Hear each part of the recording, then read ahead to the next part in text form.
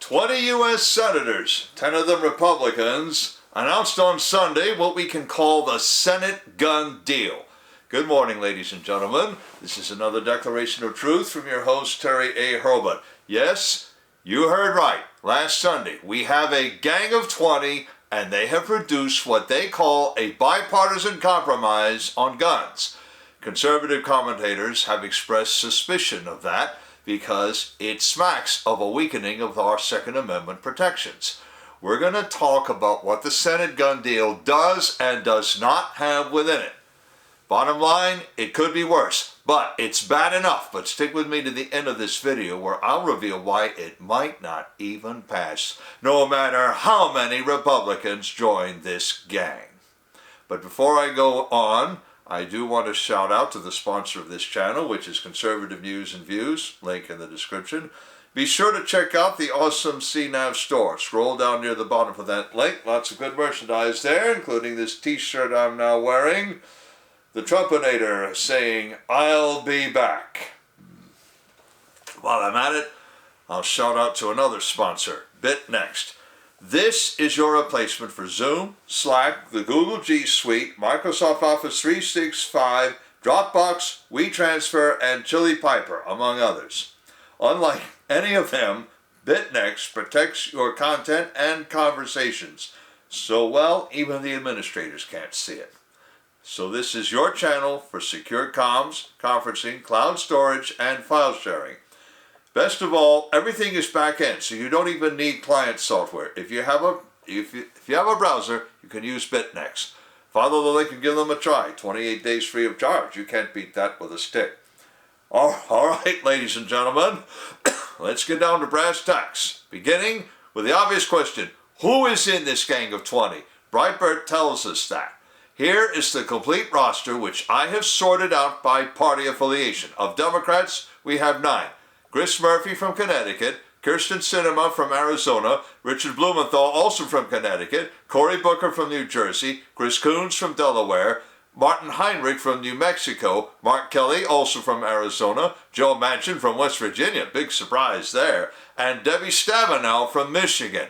We also have 10 Republicans, or rather, rhinos. They are John Cornyn, the other senator from Texas, Tom Tillis from North Carolina, Roy Blunt from Missouri, Richard Burr, also from North Carolina, Bill Cassidy, the other senator from Louisiana. His partner Jack Kennedy can't be too pleased with him and never has been. Susan Collins from Maine, no surprise there. Lindsey Graham from South Carolina, Rob Portman from Ohio, Mitt Romney, of course, from Utah, and Pat Toomey from Pennsylvania. Oh, and Senator Angus King, the independent senator from Maine. So as you can see, this gang of 20 contains the full delegations from Arizona, Connecticut, Maine, and North Carolina. It also includes rhinos from Texas, Louisiana, Missouri, and, of course, Utah. Of the 10 Republicans, Senators Blunt, Burr, Portman, and Toomey are not even seeking re-election this midterm. Neither is Senator Richard Shelby from Alabama. The other 6 senators are not up for re-election anyway. That makes 4 lame ducks and 6 hoping to skate through either to the presidential election or the next midterms. Now, what does the Senate gun deal contain? It's easier to list what the Senate gun deal does not contain. It does not ban any class of weapons, whether by the name assault weapons or any other name. Nor does it raise the minimum age to buy a rifle to 21, nor does it make anyone wait to buy a gun. Apparently the Republicans in the gang refuse to sign on to anything that bad. Nor, contrary to rumor, does it support a federal red flag law. But it does provide for federal support for state and tribal red flag laws. Now let's get straight what a red flag law is, especially if you're trying to keep your head from exploding and screaming, "Red flag, what?" A red flag law, also known as a crisis intervention order, directs a court to enjoin from purchasing or even possessing a firearm or firearms any person who, in the opinion of law enforcement, might pose a danger to himself or others. Law enforcement could base that opinion on warnings from family, friends, co-workers, or others, according to Georgia commentator Eric Woods Erickson. The problem is, leftists could raise a red flag against their political or ideological enemies, as Eric Swalwell explicitly threatened to do against Ben Shapiro on Twitter. I have a link in the description to a tweet by a user calling himself Polymath, quoting Swalwell on Ben Shapiro. Please tell me this lunatic does not own a gun. Reason 1,578 America needs red flag laws. Unquote Representative Swalwell. Now this is the same Eric Swalwell who once shot back to someone that the government has nukes and could therefore fight off any insurrection. Makes you wonder, doesn't it? Not only about Swalwell's attitude toward the Constitution, but also about this January 6th committee. But I digress. Anyway, Erickson, yes, that Erickson, the never-Trumper, citing Swalwell's attitude, warns the Senate to vote against any resources to states and tribes to create and enforce red flag laws. What else is in that deal? Here's a definitive list from the gang's press release. Expansion of community mental health clinics, adding individuals to the National Insta-Check system upon conviction for domestic violence or issuance of a restraining order, funding for mental health services in school, enhancement of school safety, clarification of who is and who is not a federal firearms license holder, telehealth programs for remote counseling, a background check to include a juvenile record search for anyone under 21 buying a rifle, and enhanced enforcement of the law against straw purchases of guns.